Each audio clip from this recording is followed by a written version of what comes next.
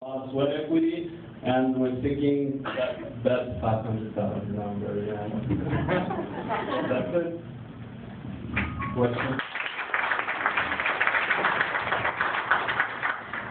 Talk a little bit about the app. Is it map-based, or is it just an address, or can you show it, or how does it work? Oh, certainly. And then how do you get people to switch away from what they know, which is Uber and all these other? So we have, the app is essentially the same thing as Uber or Lyft or anybody else, right? So it's a map-based app. It allows real-time negotiation. So the way we do it is that we have any one of our vendors online, they have their own app for like a driver app, so we can see their geolocation and then have a real-time negotiation. So we collected the database of prices. So we price pretty much all over, just the same way you would go anywhere and say, hey, I want to go from point A to point B. So we'll give you an average price, and then we'll let you just put your own bid. So you put a bid, and then it gets distributed real time to all the drivers who have our app open. If they don't have our app open, and a lot of them don't because they don't use smartphones.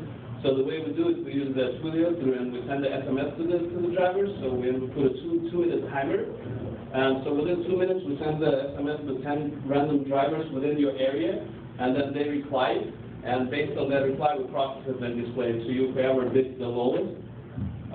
So the app is in the App Store. Please try it out. Let us know. I mean, it's, like I said, it's geolocation plus SMS system for those who don't have a smartphone. So the one differentiation between what currently is out there, so right now, Uber and Lyft, all of them, they only allow you like pick me up now mode. On top of pick me up now, we have a pick me up later mode, which allows you to sort of, do advanced reservations, so such as 6-hour trips and not anything else like that. So we have that on the app as well as on our HTML5 or home. What would prevent you for any of those guys to do that, to just do the scheduling module? Well, nothing will prevent them to go into like an auction mode. I would doubt that the two of the companies, our biggest competitors, Lyft and Uber, most of them raised like over $50 million in venture money, and I doubt they're going to switch their business model and go after. Right. Yeah, it's not the auction, it's the scheduling, right? Our biggest thing is that we're about 30% cheaper than, so we're going after the price. We're not going after the convenience. We're going price quality. So that's how we differentiate ourselves. Certainly they can do the scheduling in a heartbeat. And where does the greatest demand come from? You mentioned corporate. Can you answer that one question? Sure. Where does the greatest demand come from? Is it a corporate, or who's that recurring customer? Not that once the lifetime prom person, right? Who wants to get those? It's consumers.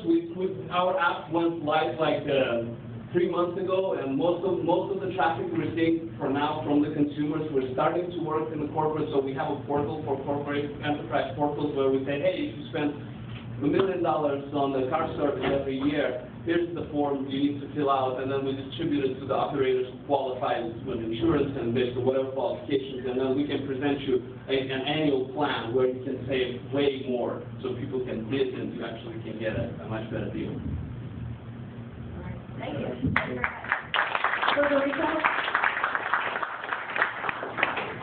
Federico here from Lobo. Federico?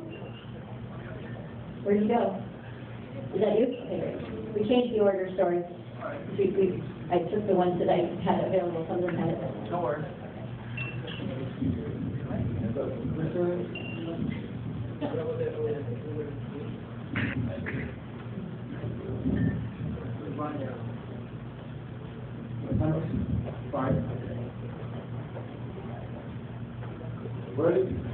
Hello, my name is Federico,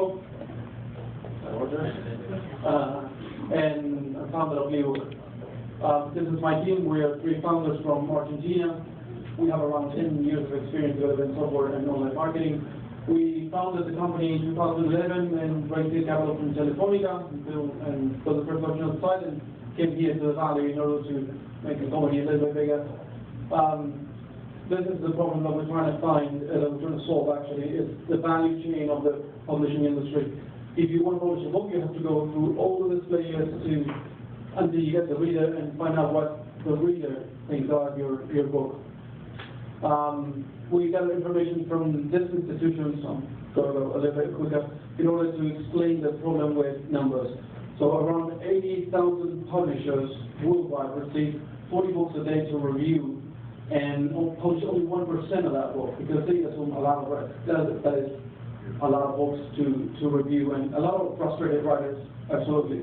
Our solution is give you tools, give you a peer-to-peer publishing network, so you don't have to go through all of those layers until you know what your reader thinks about your book. We make money by providing different tools.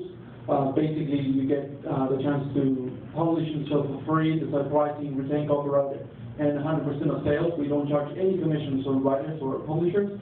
And our tools are premium tools, like analytics or custom books or like YouTube channels, or another analytics to publishers so they can measure performance of writers and do talent recruitment, or even a dashboard to control multiple writers' profiles at once. We also have the ability of printing and shipping on demand, so there's no risk. We don't need to print 1,000 books and see later if we're going to sell them. Right now, our platform is up and running. We have around 20,000 users. We sell them right at 60,000 books.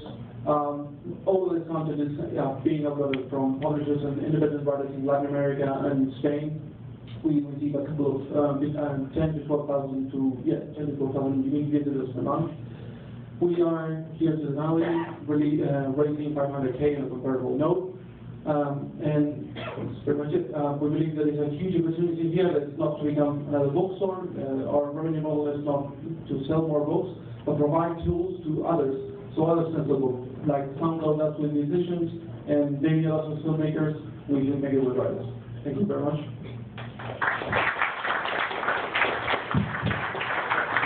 Hey, Federico, you guys have come a long way since you come to the U.S. Have you established a market share here? Not right now. We are partnering up with a couple of publishers here in order to make an official release and have content to offer to our writers and to finish developing the tools to provide writers and publishers. Where do you distribute your books?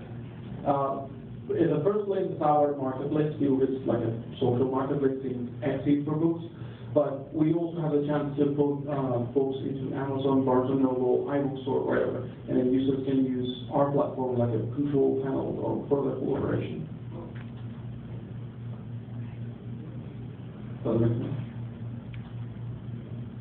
But in that case, are users, are consumers buying your books, or they're buying sort of your publisher's books and you stay behind the scenes? Is it a branded play, littlebooks.com effectively? The free version is like SoundCloud, for example. You put your content and that's it. The premium-based version for writers and publishers, it can be customized, so it has your look and feel. So why, as a writer, why wouldn't I just self-publish on Amazon? Well, if you publish on Amazon first, you're going to be charged between 30 and 30% commissions, and you can see your book sinking into an ocean of books and nothing you can do about it. You cannot control your reputation, you cannot talk with your readers, you cannot promote your books. One of the tools we're planning to build is like an AdWords kind of thing, so you can promote your book inside our platform and outside as well.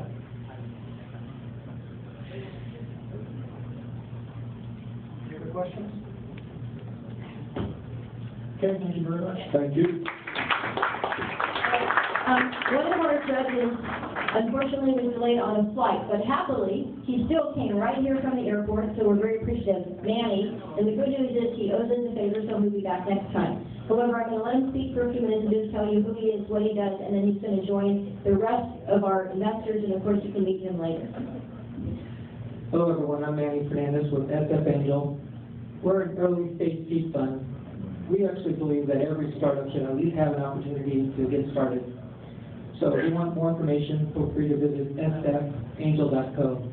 One of our recent investments is Realty Shares, which is crowdfunding for real estate. I think Realty Shares, check them out. And I look forward to meeting you all. Thank you so much. Thank you. Next we have Vijrasa. Thank you, everyone. Good evening. I'm Kameshwar Iranki from the CEO of Vajrasoft Inc. Since we have a very short time, I would like to take it fast track and then answer any of the questions. Vajrasoft is primarily an incubator company. We have come up with a difference because customer,